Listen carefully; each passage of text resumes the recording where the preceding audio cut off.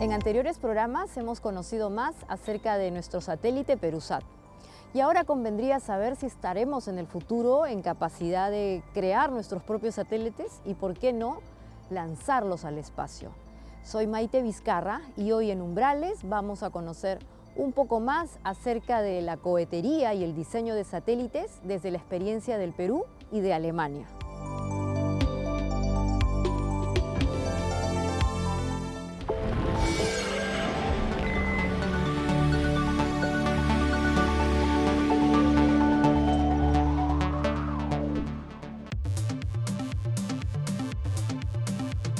La Agencia Espacial Alemana cuenta con un centro de control desde donde es posible monitorear los satélites europeos. Hemos visitado esta instalación con Jaime Estela.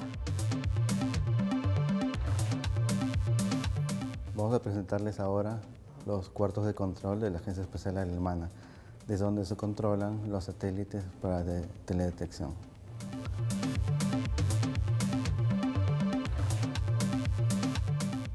Por ejemplo, aquí pueden apreciar diferentes consolas. Cada consola se dedica a un subsistema específico. Por ejemplo, el subsistema de comunicación, el de energía, experimentos, computadora de bordo, etc.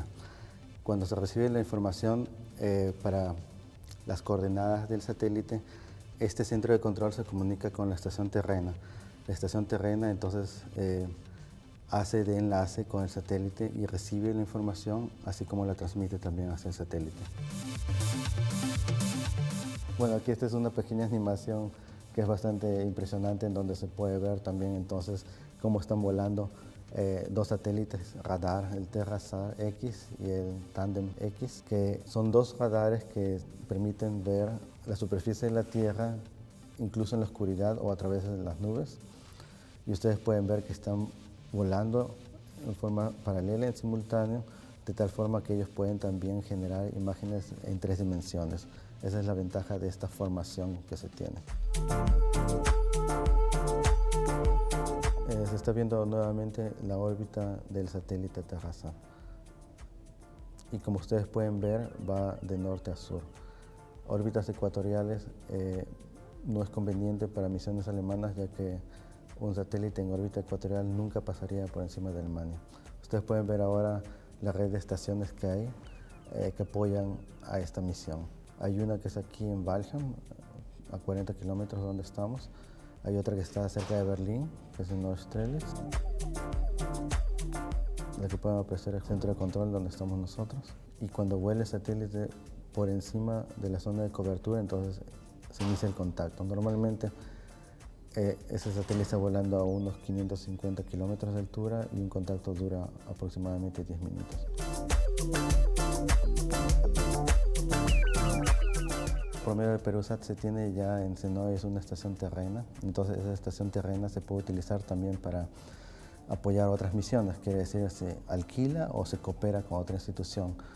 Y dependiendo del caso, entonces se puede bajar información de otros satélites, ya sea solo telemetría, y en ciertos casos también se podría comandar en forma remota. Eso quiere decir que, digamos, la institución dueña del satélite ajeno puede, por medio, en forma remota o directamente en la estación terrena del Senois, controlar su satélite. Entonces, ese tipo de modalidades es interesante, por ejemplo, para misiones o cooperaciones futuras. Estos tipos de proyectos pueden llevarse a cabo ya ahora, si es que se dispone de la infraestructura, pero también se puede promocionar poco a poco las estaciones terrenas que pueden apoyar misiones de satélites pequeños o nanosatélites, ya que esos necesitan una infraestructura de más bajo costo y también son más rápidos de implementarse. Ahora también hemos visto aquí en las tomas que hay una estación en la Antártida que apoya también a la misión TerraSat, y justamente se puede instalar una estación de radio, una estación terrena en la Antártida junto a la estación Machu Picchu para que apoye ese tipo de actividades. Para que la inversión sea reducida, se puede empezar, por ejemplo, con satélites pequeños, nanosatélites, y después se puede incrementar eso para aumentar la banda, para hacer antenas de mayor tamaño, banda S, por ejemplo, o alguna otra superior, con un plato ya que tenga un tamaño por lo menos de unos 5 metros, o 7 metros es recomendable para ya poder alquilar la infraestructura. Es posible aprender a armar satélites tal como hemos visto en anteriores programas. En universidades peruanas además existe la experiencia de ponerlos en órbita. Y desde Alemania vamos a conocer en la Universidad Técnica de Múnich su experiencia desde el año 2013, que ha sido exitosa al colocar en órbita a su propio satélite.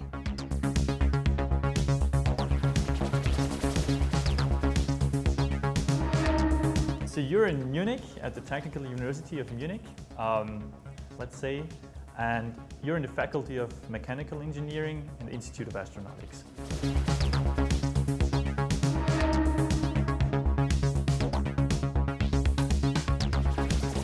I was always interested in space and in airplanes and things like that. And then I decided to come to Munich for studying aeroplanes and space engineering.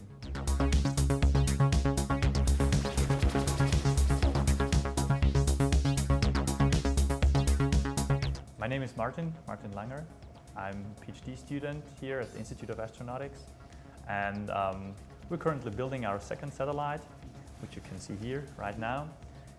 It's called MOVE-2. MOVE stands for Munich Orbital Verification Experiment.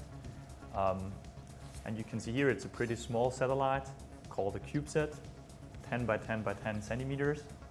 And we're building it together with students for education. So we educate the students how to build such a satellite, but we also build it for verification of new technology in space. I ended my studies in 2011, and then I thought it would be good to get out and go into the industry and work for quite a time. So I went out and worked for the airplane industry, and then I got back in early 2013 specifically for that project, so to build a satellite with students.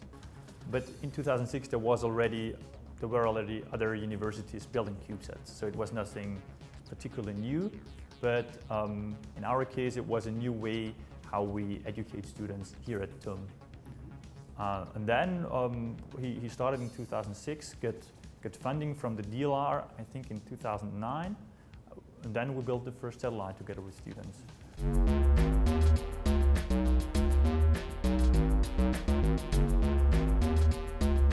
So it's a good question. So the CubeSats started, I think, in 1999 or 2000 in the US. Two professors thought about new ways to build a satellite, new ways to standardize a satellite, and to build it with students. So there was Bob Twiggs and Jordi Puig-Suari, and they introduced the CubeSat form factor and the CubeSat standard in 1999. And then after that, more and more universities started to build CubeSats.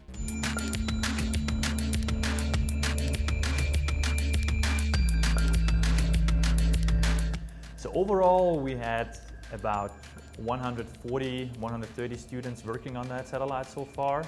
And right now we're a team of roughly 80 students working on that satellite.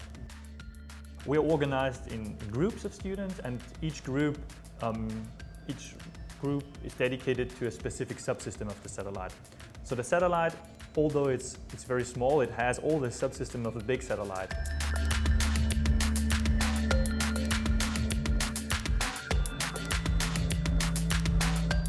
We learned many things from our first satellite. We launched that satellite in November 2013, and it was working in space for quite some time. As a student, right now you would get a startup package, meaning you get a bunch of documents you have to read. I think the first 2 or 3 months in the project is roughly needed for learning what kind of hardware we have, what kind of software we have, how the whole system functions.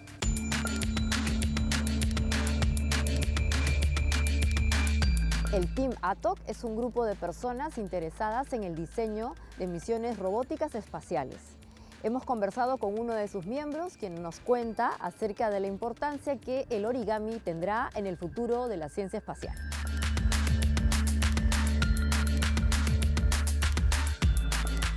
La NASA tiene un problema de espacio para transportar las cosas. Los cohetes son relativamente pequeños, a pesar de ser tan inmensos, ¿no? Pero son pequeños y cuesta mucho dinero transportar cosas. Por ejemplo, hay una experiencia con un satélite, necesitaban enviarlo, pero solamente entraba el satélite y había espacio para unas rendijitas nada más. Entonces una ingeniera se conectó con Robert Lang, que es un maestro de origami físico, trabaja en la NASA también. Entonces se juntaron los dos y desarrollaron un panel de origami en forma circular. Así. Cuando estaba dobladito entraba, encajaba perfecto en el cohete. Cuando estaba en el espacio, se abría. Y después se volvía a plegar. Es increíble. La NASA ha realizado un concurso por internet y consiste en que un origamista desarrolle el proyecto de una funda que cubra una aeronave y proteja a los astronautas de los rayos cósmicos y también al material de la aeronave. Estoy en un grupo, el Team ATOP, que también hace investigaciones espaciales. Es una rama de SCAP. SCAP es la Asociación Científica Astrobiológica del Perú. De ahí se ramifican. Kia Lab, está el Team ATOP. Kia Lab va a mandar un cilindro pequeño el próximo año a la Luna. Nosotros queremos enviar una nave a Marte para hacer un retorno de muestras. De acá, que vaya al cohete, vaya a Marte, baje el robot, escarbe, venga a la Tierra. Mi grupo es el Team ATOP. Estoy con ellos ahí, dando ideas para el movimiento de las llantas. Hay un grupo de estudiantes que están haciendo con este tipo de modelo. Por ejemplo, basado en ese doblez, es una sola hoja de papel. Basado en esto, han desarrollado unas especies de llantas. Este vendría a ser una llanta. En su robot tiene 4, 1, 2, 3, 4, ¿ya? Las llantas son así, entonces están así, pero ellos no es para llevarlo al espacio, es para tipo rescatista. Entonces es un robot pequeño que se puede meter en cualquier huequito que haya por ahí de repente, ¿no? Entonces las llantas están así, están girando, pero ¿qué pasa? Si llegan a un tope, mediante un movimiento mecánico las llantas pueden hacer esto.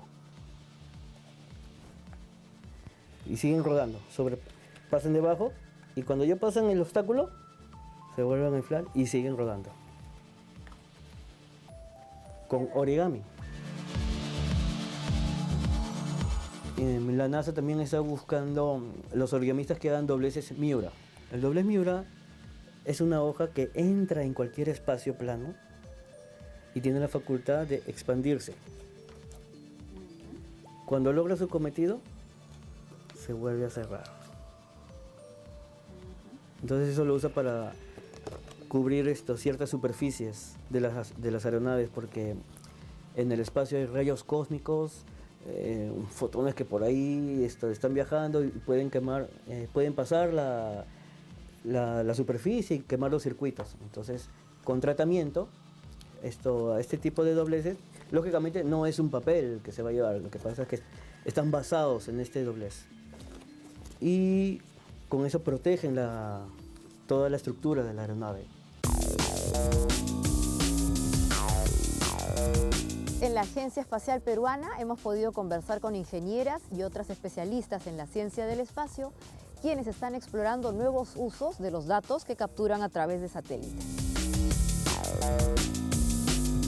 Antes de Perusat se conseguía imágenes o se compraba imágenes a otros países sobre las áreas que nosotros estábamos elaborando algún tipo de trabajo. Pero ahora tenemos una información más completa, entonces podemos analizar de manera más óptima de repente, porque también tenemos un satélite de mayor resolución y tenemos mayor área de cobertura a nuestra disposición.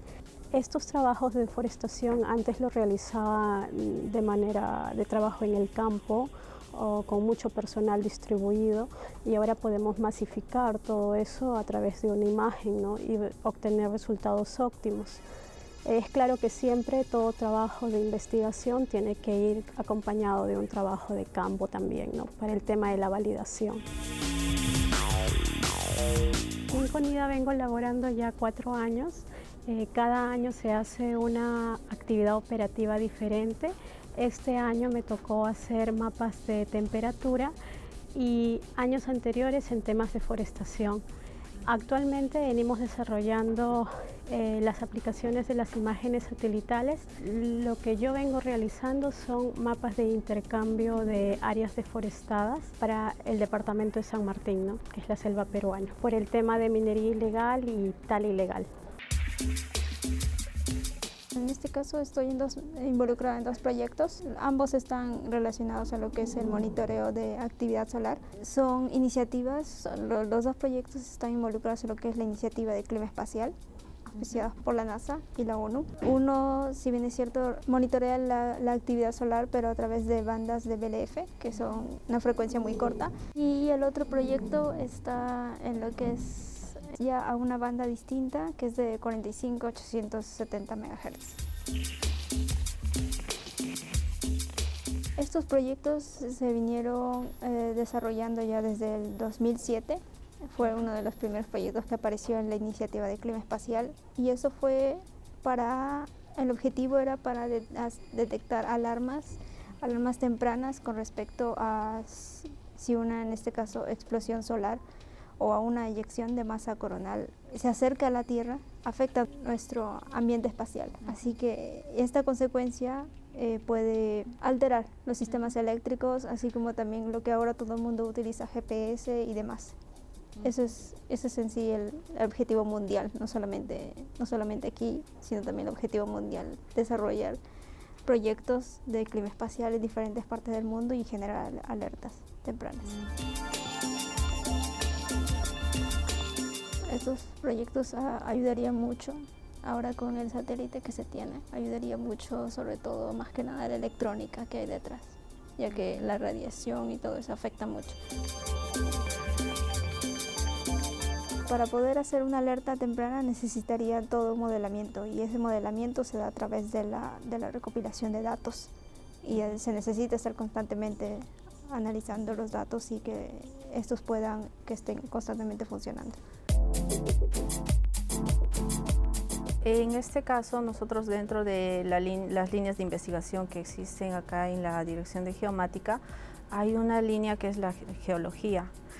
Y yo estoy acá para desarrollar el tema de geología, ¿no? Y en este caso, ahorita estoy netamente enfocada en lo que son el monitoreo de deslizamientos utilizando imágenes de satélite. Es importante, ya que este tipo de fenómenos ocurren bastante en nuestro país. Son fenómenos muy recurrentes, los cuales destruyen bastantes áreas de cultivo, afectan bastantes viviendas y obviamente a las personas, ¿no? Influye bastante en lo que es la economía de nuestro país. Entonces es importante llevar un monitoreo o hacer un monitoreo a estos fenómenos para poder nosotros de repente ayudar a minimizar esos daños que ocasionan, ¿no?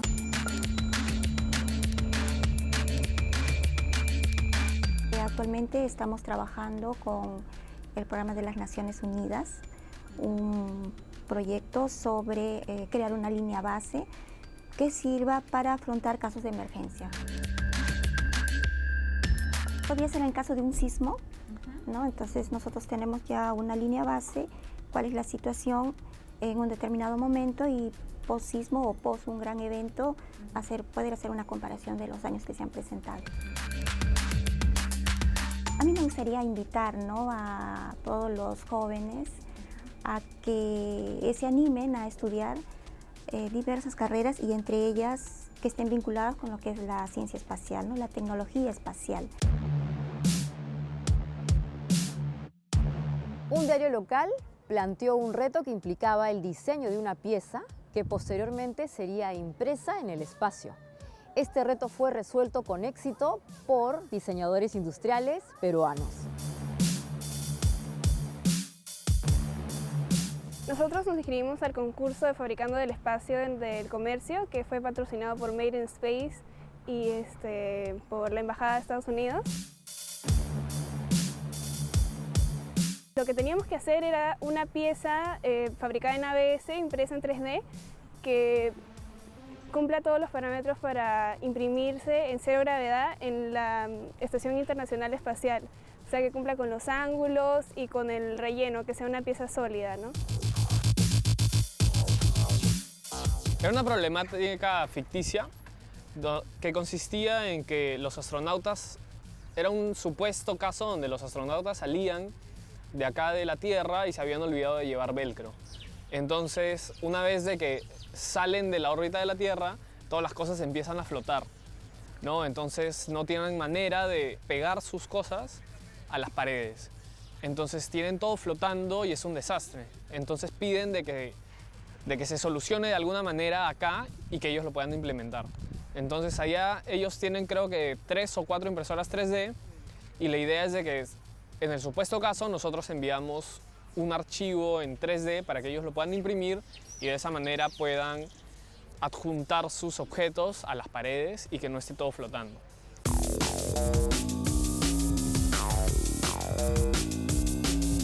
La idea es de que sea un conector reversible que se pueda usar y sacar fácilmente, ¿no? Y que obviamente dure bastante.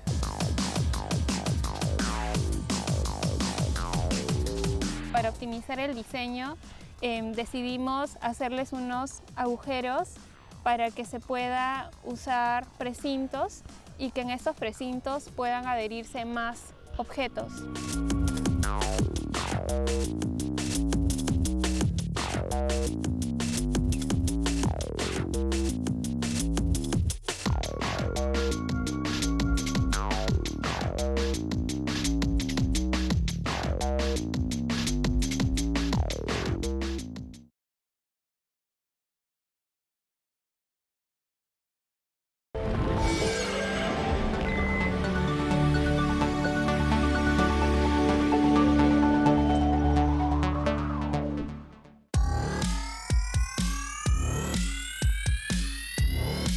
Hemos conversado con Andreas Stamminger, jefe de desarrollo de negocios de la división de cohetería de la Agencia Espacial Alemana, para conocer un poco más acerca del diseño de cohetes. We build and launch research rockets. This is our smallest research rocket. Most of them we launch in Sweden, in Norway, but also in Brazil. One issue is, for example, atmospheric physics, to do research in the atmosphere. But most of our rockets that we launch, we do microgravity experiments. So we launch the rocket above the dense atmosphere, above 100 kilometers, and then, for example, with an apogee of 250 kilometers, and then we have around 7 minutes of microgravity time, good microgravity conditions for a payload. A lot of experiments run in this time, and then we enter again the atmosphere and we decelerate, the payload is decelerated in the atmosphere and then recovered with the parachute system, and it lands safely on ground. Basically, at the mobile rocket base of DLR, we build most of the systems on our own, but not the motor itself. So what we use, for example, in this rocket motor, this is it's not, I said, a mock-up, but it's not really mock-up. It's a real hardware, but without propellant. We use solid propulsion motors, and this is empty, as you can hear now. But it's a real motor case, and some of those modules are also real and they do not look fancy anymore. But this is a mock-up of an experiment, re-entry experiment, and so what I said is atmospheric research, microgravity research, and the third field is more or less hypersonic research, normally doing the descent phase, doing the re-entry in the atmosphere. And yeah, and as I said, we don't build the motors. They're usually from military surplus motors. So this is an old military motor, or we buy our motors from our Brazilian partners.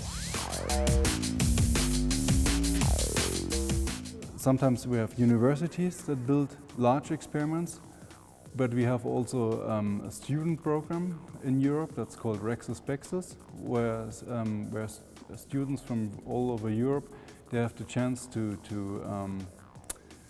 apply for a ticket, flight ticket on a rocket or on a stratospheric balloon. We launch their experiments together with our Swedish partners. Maybe it's easier if I show you the comparison of those rockets. So this is, as I said, this is the more or less smallest rocket.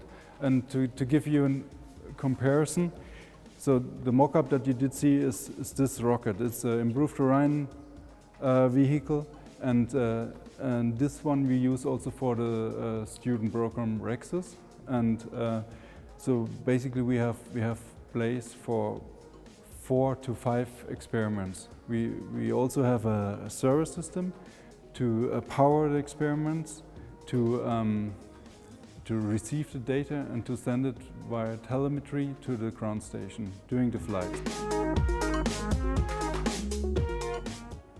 If you have a comparison now, this is the small rocket, and our working horse is the VSP-30 vehicle.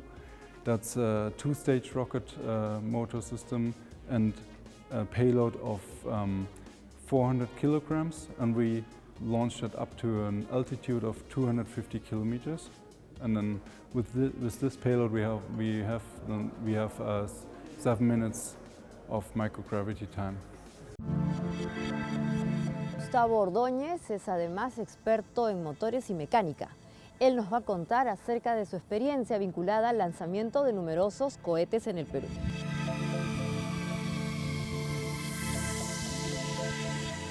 Desde que era muy niño, siempre me interesaba la parte aeronáutica, la parte aeroespacial. Cuando veía pasar los aviones, me intrigaba ver cómo un vehículo más pesado que el aire podía volar. Entonces, a través de los años me interesé por ese tema, ¿no? Por el tema aeronáutico, y comencé a acumular una gran cantidad de información.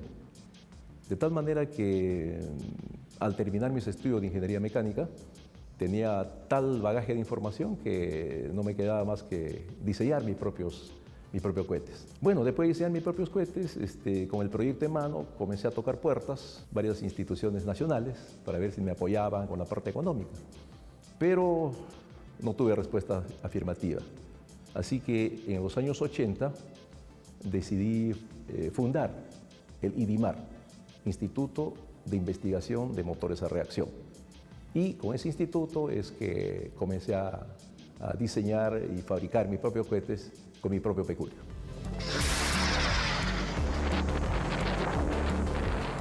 Actualmente estamos sobrepasando los 350 lanzamientos exitosos.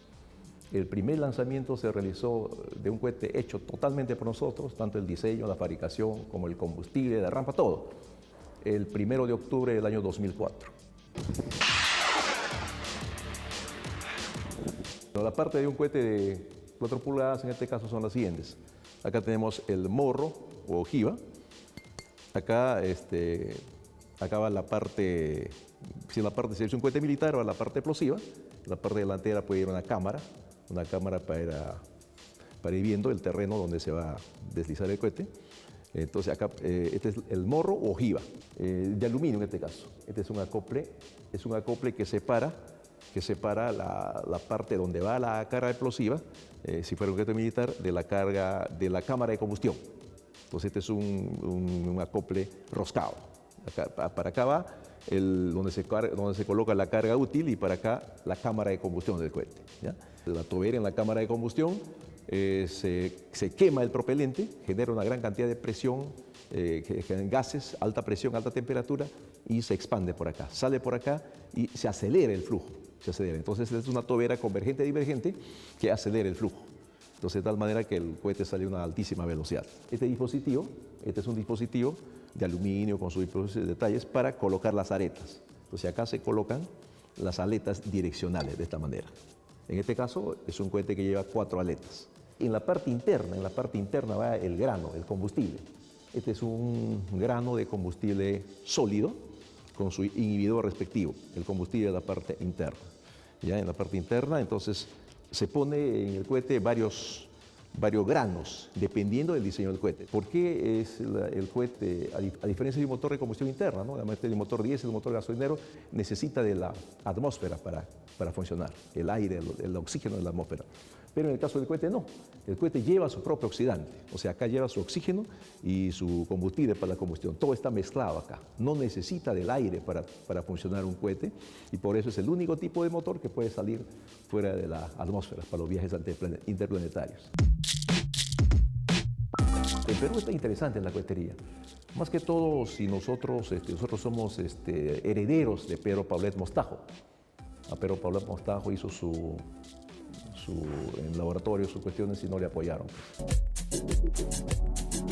Pedro Paulet es un científico peruano pionero en la ciencia del espacio y actualmente hay mucho interés de llevar su vida a un documental para el beneficio de todos los peruanos. Inicié hace unos años, con el fin de hacer una película, una investigación sobre el ingeniero Pedro Paulet. Me cautivó el saber que era un peruano el iniciador de los motores aeroespaciales. Y cuando uno va más atrás, se encuentra que en libros extranjeros de cohetería, tecnología de cohetes, que un peruano es el que está en la historia de la cohetería espacial moderna. O sea, si ahora existe la astronáutica o la, digamos, cosmonáutica, como dicen los rusos, o la taikonautica, como dicen los chinos, su origen se da en la cohetería espacial. Y la moderna cohetería espacial fue iniciada por Pedro Paulet, que yo lo leí por primera vez en un libro extranjero y resulta que era peruano. ¿No? ¡Ah, caramba! Entonces, acá tenemos al inventor del motor cohete espacial.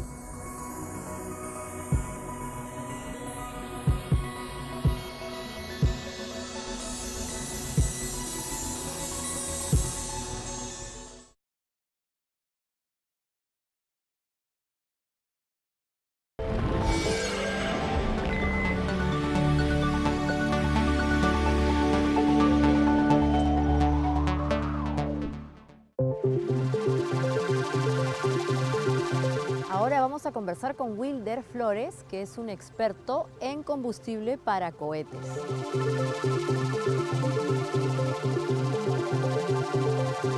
Desde que egresé de la universidad siempre he estado vinculado a estos trabajos de explosivos, de municiones, de pólvoras, y a raíz de esa experiencia es que llegué a trabajar en CONIDA. Y CONIDA, pues como todos saben, ahora es la Agencia Espacial del Perú, pero que en sus inicios era pues la Comisión Nacional de Investigación y Desarrollo Aeroespacial. Allí es lo que, por inquietud de los profesionales que trabajaban en CONIDA, me lograron ubicar, ¿no? Y modestia aparte, soy uno de los iniciadores de la cohetería pues, acá en el Perú, o sea, en lo que se refiere al desarrollo de estos cohetes, que son pues elementos muy ya, digamos, sofisticados, pero en el Perú recién estamos pues en pañales, como se dice, ¿no? Y hablando de los motores de combustión, en este caso de los cohetes, existen dos tipos de combustibles, los sólidos y los líquidos. Y los híbridos también, que ya es una mezcla en un mismo cohete, tanto del combustible sólido como también del combustible líquido. Pero nosotros, a lo menos en el Perú, estamos tratando de desarrollar lo que es el desarrollo de los cohetes de combustible sólido.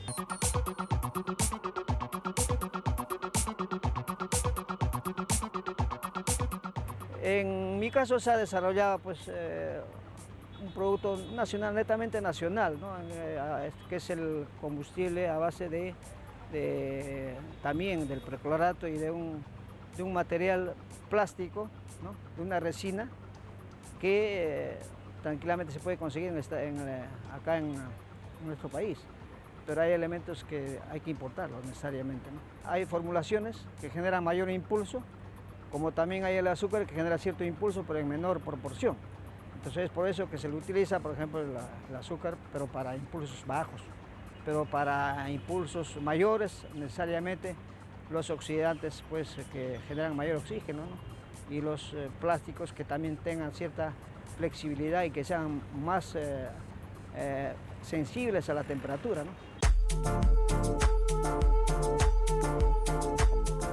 Tenemos varios cohetes, bueno, de combustible sólido, líquido e híbrido, pero más tenemos de combustible sólido.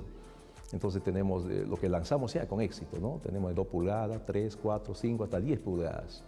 Entonces uno de ellos hemos alcanzado una velocidad de 4.25 Mach.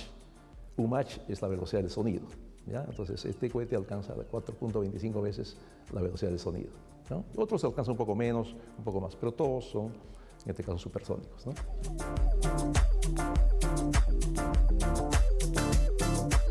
En la parte civil, para producir lluvias artificiales, se puede hacer un dispositivo en la cabeza del cohete para inyectar iodo de plata a las nubes, o si no, la sal común.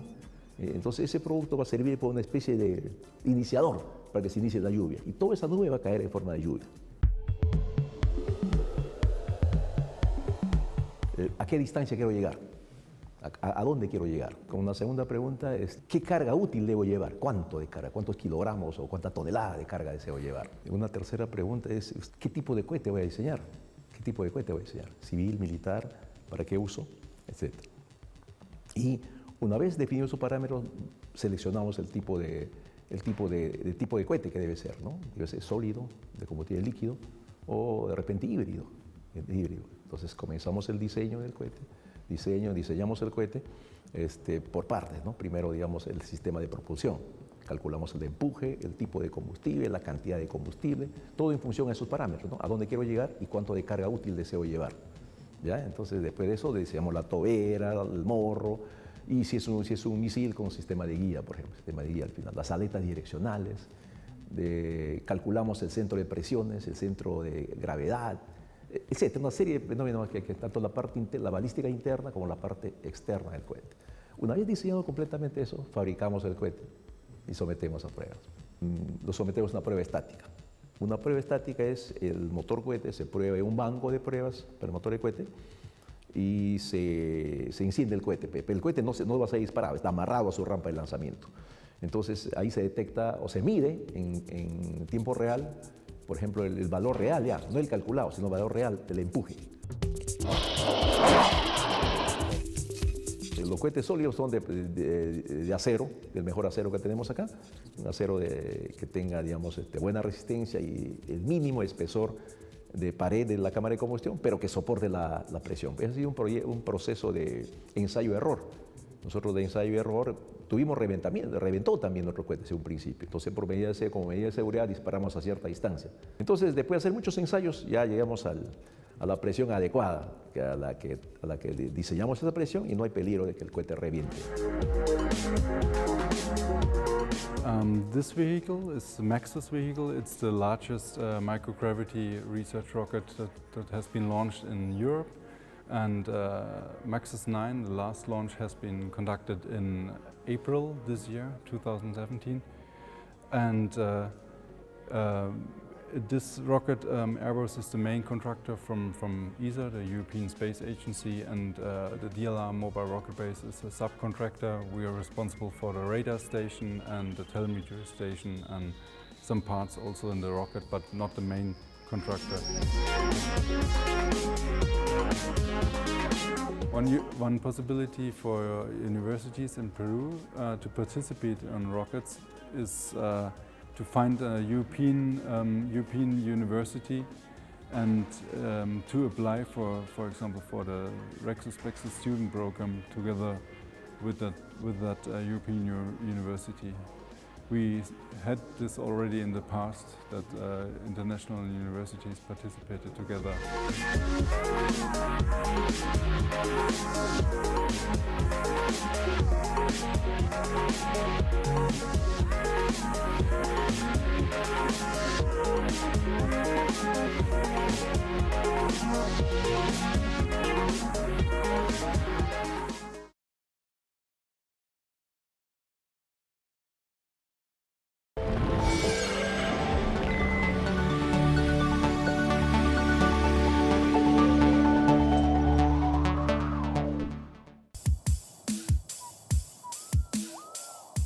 ¿Cuál es el futuro de la carrera espacial para el Perú? ¿Cuál es el siguiente paso?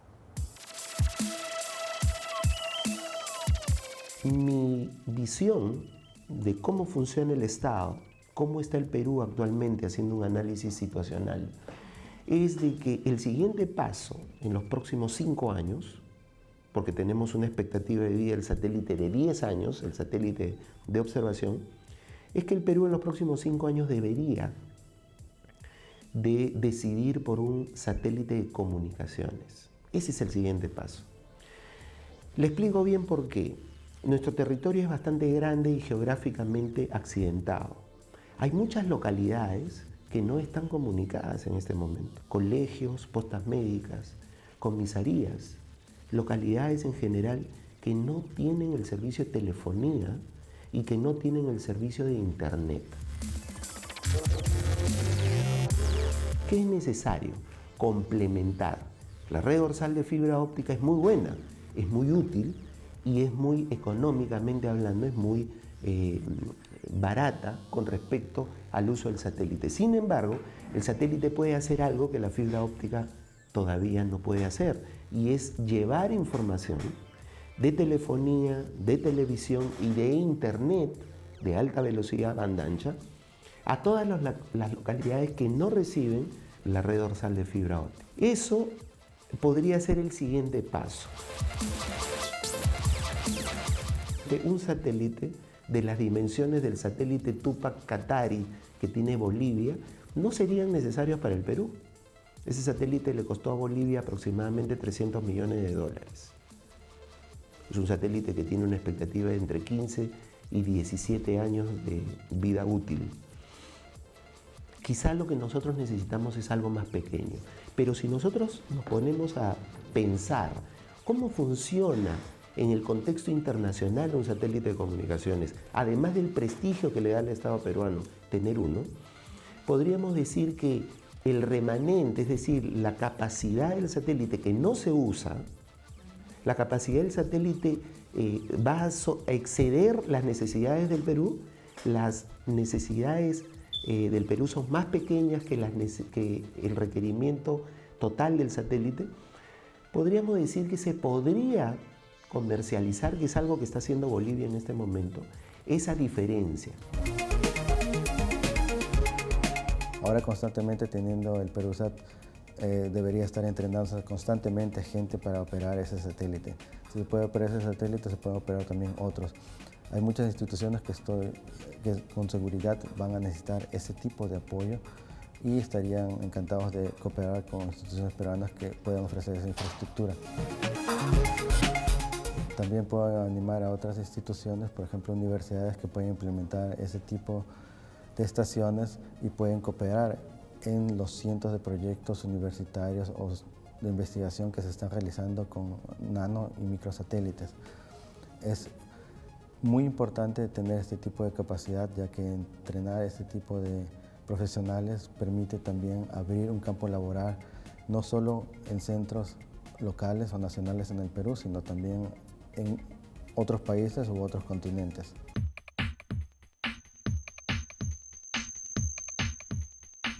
El Perú tiene el potencial humano y no solo eso, sino tiene muchas otras ventajas.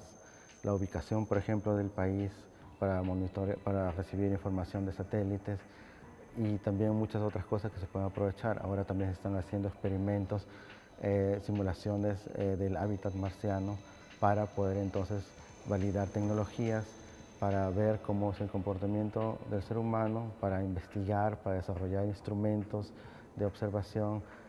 Hay muchos tipos de aplicaciones que se pueden entonces aprovechar justamente ahora y que el Perú puede también cooperar con otros países, con intercambio, con proyectos trabajos conjuntos. La mayoría de gente piensa que los proyectos aeroespaciales son simplemente un lujo y que no tienen sentido, pero no es así. Países industrializados invierten millones o miles de millones en este tipo de investigación e infraestructura porque ellos esperan recibir un mayor beneficio de lo que han invertido y lo hacen, desarrollando nuevos materiales, mejorando la agricultura, monitoreando las construcciones, mejorando todo lo que es ingeniería civil, descubriendo otras zonas mineras, cuidando los bosques, etc. Conversamos con Elliot Gaviria, representante del Ministerio de Relaciones Exteriores en Múnich. Él nos va a dar algunas pistas para saber cómo crear proyectos en conjunto entre el Perú y Alemania a través de colaboraciones conjuntas. Generalmente todos estos procesos de investigación demandan la elaboración de proyectos y también la búsqueda de fuentes de financiamiento, ¿no? Para acceder a las fuentes de financiamiento es necesario tener un proyecto serio, muy profesional y bien elaborado. Para esto existen entidades en Europa y en Alemania que pueden asesorar a nuestras universidades para la formulación correcta de un proyecto que pueda acceder a una fuente de financiamiento y se pueda concretar y ejecutar el proyecto. A través de la Dirección de Ciencia y Tecnología, las universidades que estén trabajando en estos temas de tecnología aeroespacial pueden dirigirse al Ministerio de Relaciones Exteriores, que a través de la Dirección de Ciencia y Tecnología nos trasladarán a los consulados de esta jurisdicción, por ejemplo, de Baviera, ¿no? Donde está ubicado este centro de investigación aeroespacial, para que nosotros canalicemos las solicitudes y puedan establecerse contactos con, ya sea con empresas, con centros de investigación, ¿no? O con universidades que tienen esta especialidad, ¿no? Y de esta manera pueda concretarse una cooperación bilateral, ¿no? Entre entidades peruanas y alemanas.